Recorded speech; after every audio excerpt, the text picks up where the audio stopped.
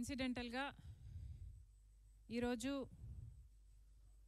ముఖ్యమంత్రి గారు, deputy chief minister, ముఖ్యమంత్రి గారి కొడుకు చంద్రబాబు గారు, పవన్ కళ్యాణ్ గారు, లోకేష్ గారు అందరూ విశాఖపట్నంలోనే ఉన్నారు.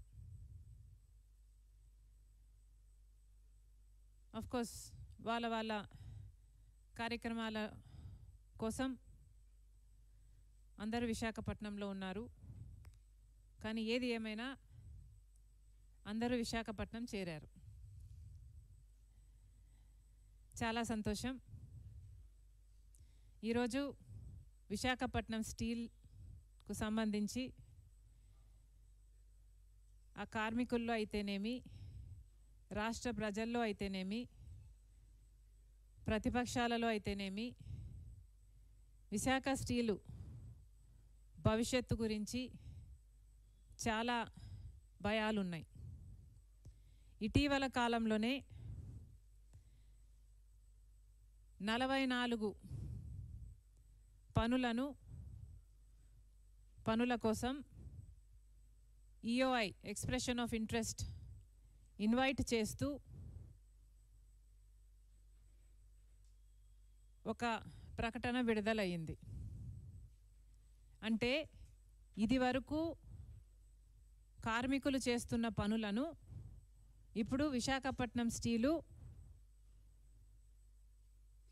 కాంట్రాక్ట్ బేసిస్ మీద ఇయ్యబోతుంది. అంటే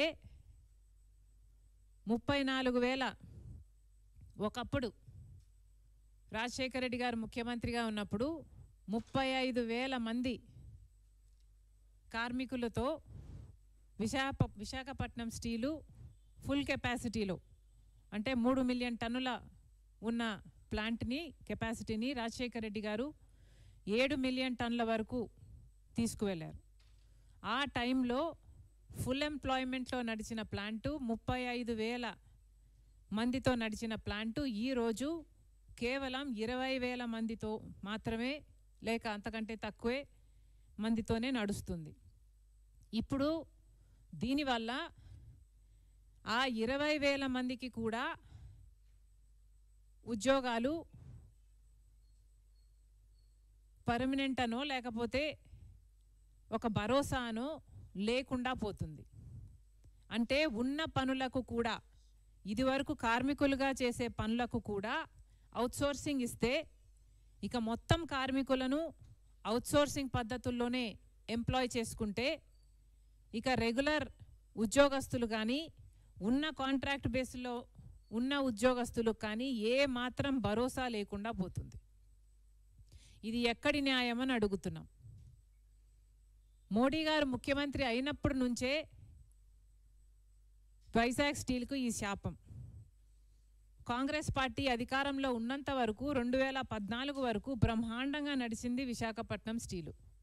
అసలు కాంగ్రెస్ పార్టీ చిత్తశుద్ధితో ఇందిరాగాంధీ దగ్గర నుంచి రాజీవ్ గాంధీ అయితేనేమి, ఆ తర్వాత పివి నరసింహారావు గారు అయితేనేమి, రాజశేఖర రెడ్డి గారు అయితేనేమి, ఇలాంటి ఎంతోమంది కాంగ్రెస్ పార్టీ నాయకుల చేత కలకలలాడిన ఈ ప్రాజెక్టు కాంగ్రెస్ పార్టీ అధికారంలో నుంచి దిగిపోగానే 2014లో మోడీ ప్రధానమంత్రి అవ్వంగానే ఒక శాపం లాగా మొదలైంది విశాఖపట్నం స్టీలుకు. ఎందుకని అడుగుతున్నాం. విశాఖపట్నం స్టీలు ప్రైవేటైజ్ చేయాలి అన్న ఆలోచన మోడీ గారు చేయడం దుర్మార్గం కాదా? విశాఖపట్నం స్టీలు లాభాలలో నడుస్తే దాన్ని ప్రైవేటైజ్ చేయడం సాధ్యం. కాబట్టి విశాఖపట్నం స్టీల్ను క్రమేణా సైలెంట్ కిల్లింగ్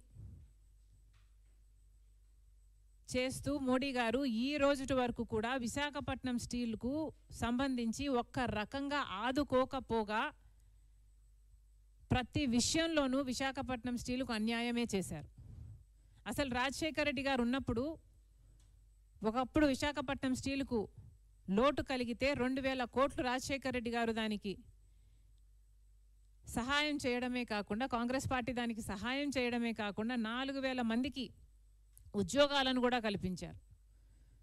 ఈ రోజు వరకు కూడా భూములు ఇచ్చిన వాళ్ళు 7,500 మంది ఆ కుటుంబాలు ఉద్యోగాలు కావాలి అని మాకు ఇంకా ఆ రోజు ఇచ్చిన మాట ఈ రోజు వరకు కూడా నెరవేరలేదు అని ఈ రోజుకు కూడా వాపోతుంటే, వాళ్ళకు ఉద్యోగాలు ఇవ్వాల్సింది పోనిచ్చి, వాళ్ళకు భరోసా కలిగించాల్సింది పోనిచ్చి, ఉన్న వాళ్ళకు కూడా భద్రత లేకుండా ఈరోజు చేస్తున్నారు మోడీ గారు, నాయకులు అందరూ కలిపి.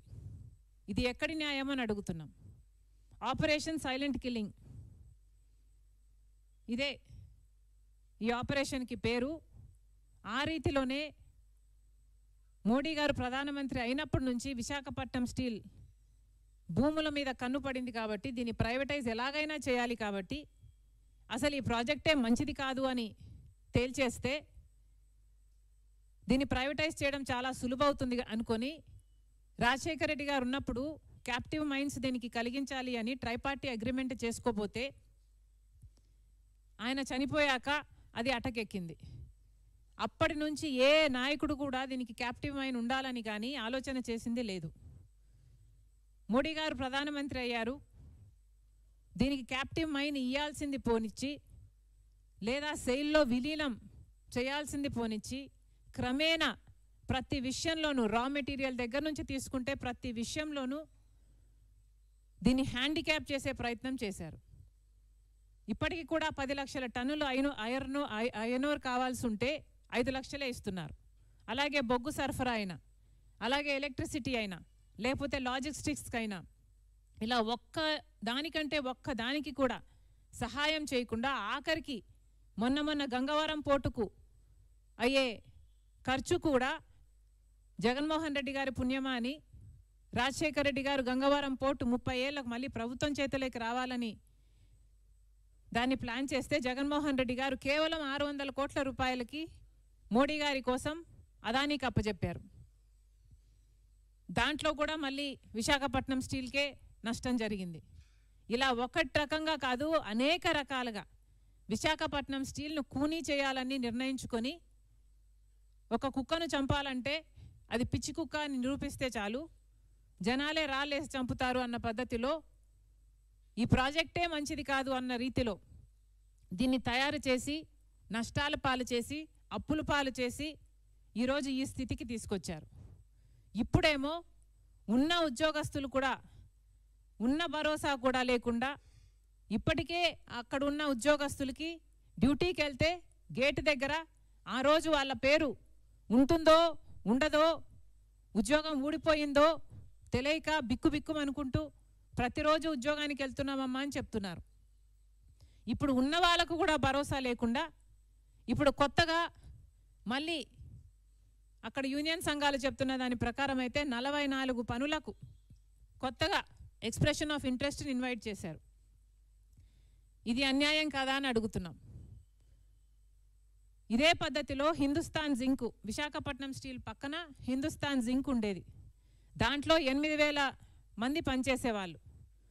మోడీ పుణ్యమా అని దాన్ని ప్రైవేటీకరణ చేశారు. వేదాంత గ్రూప్కి ఇచ్చేస్తే వాళ్ళేమో మొత్తం ఉద్యోగస్తుల్ని తీసేసి, నిలువ నీరు లేకుండా చేసి, ఆ హిందుస్థాన్ జింక్ సంబంధించిన ల్యాండ్ను మొత్తం రియల్ ఎస్టేట్గా మార్చేసి వ్యాపారం చేసుకుంటున్నారు. అదే చేయాలని చూస్తున్నారు విశాఖపట్నం స్టీలుకు కూడా. 2 డీళ్లకు పెద్ద తేడా లేదు. విశాఖపట్నం స్టీలు కూడా 20,000 ఎకరాలు భూములు ఉన్నాయి. ఈ రోజుటి వాల్యూ అయినా దాని 4 లక్షల కోట్ల పైనే దాని విలువ ఉంటుంది. కేవలం ఆ భూముల మీద వీళ్ళ కన్ను పడింది కాబట్టి ఇదంతా చేస్తున్నారు.